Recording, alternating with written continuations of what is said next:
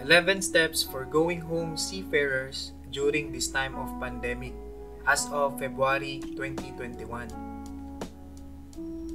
FYI, I am making this video just to give you an idea of the processes when going home.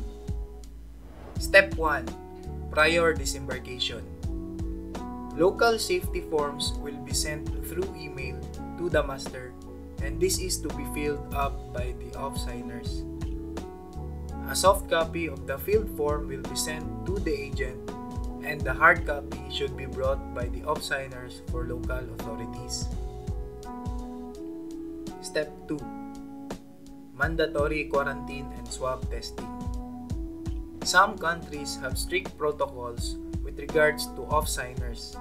On my experience, we were placed under 3-day quarantine and took PCR test on the second day. The result of the PCR test will be given to you by the agent and will be presented at the airport.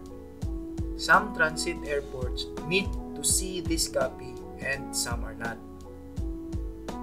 During this time of quarantine, check your personal email if you received an acknowledgement letter from your manning office.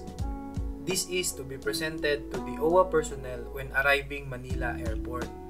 If not, you can ask an update from your manning office with regards to this for smooth process. Also, download the Trace app.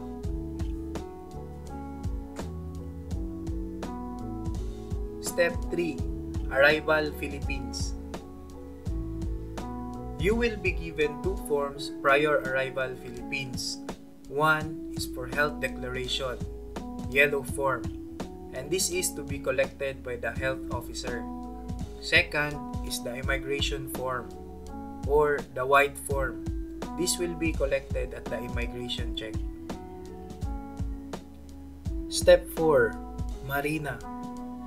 Go directly to the Marina booth and pass your seaman's book for them to photocopy this. A copy will be given to you as well as your seaman's book. Fill up the photocopy with the details requested by the Marina personnel and pass. Step 5. Immigration. Same as before, present your passport, seaman's book, and pass the immigration form to the immigration officer.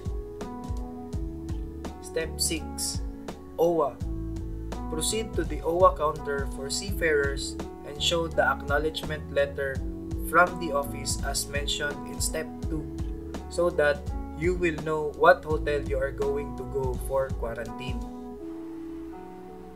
If your paper is not yet passed to the OWA personnel at the airport from the office, then you need to wait until it arrives. Step 7. Transit to hotel. You will be picked up by your company hired car and sent you to the assigned hotel. The driver will be calling you on your phone, so be attentive and make sure your phone is fully charged from the airplane. I suggest that you ask the driver to pass by a market for you to buy extra food and toiletries before you enter the hotel for quarantine, because hotel rules are very strict that even food deliveries are prohibited.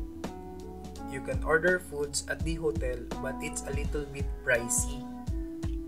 Within 24 hours from the start of your quarantine, fill up the form found at this website, ecif.firstid.ph.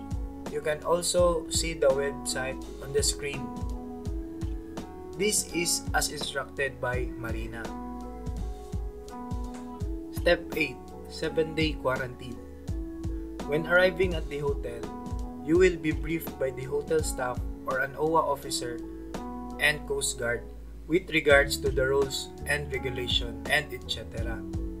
On the 5th day of your quarantine, you will be taking again PCR test. Step 9. Requirements for going home to your local areas. The following certificates are required when going home to your local province. First is the PCR certificate. After you have undertaken PCR test within 48 hours, PCR certificate with negative result will be emailed to you. So always check your personal email. Second, Bureau of Quarantine Certificate. An OWA personnel will be talking to you with regards to this outside your hotel room. And this will also be emailed to you. Third, Certificate of Confirmation with Endorsement. This is to be requested from your local municipality.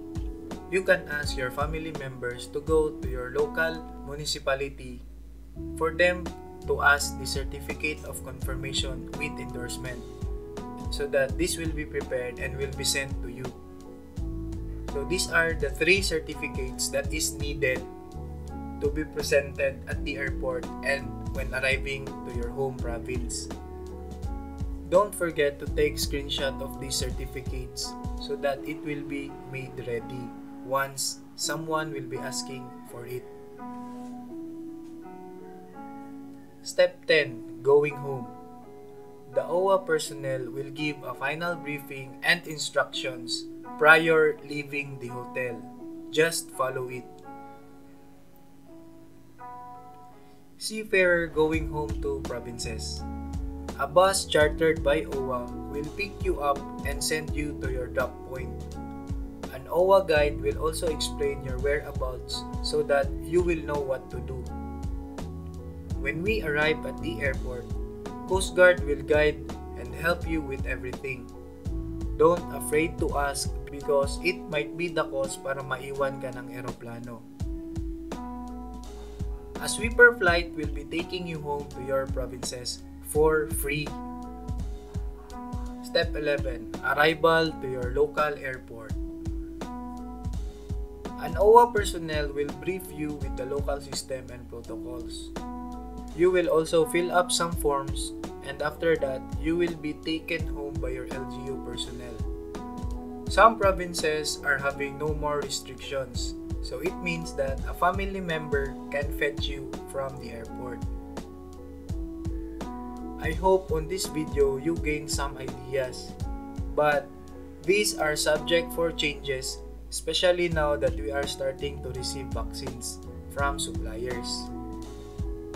I would like to grab this opportunity to thank the Philippine Coast Guard and OWA personnel for their big role for returning OFWs and seafarers on this time of pandemic. A big salute to all of you. Until next time, welcome home.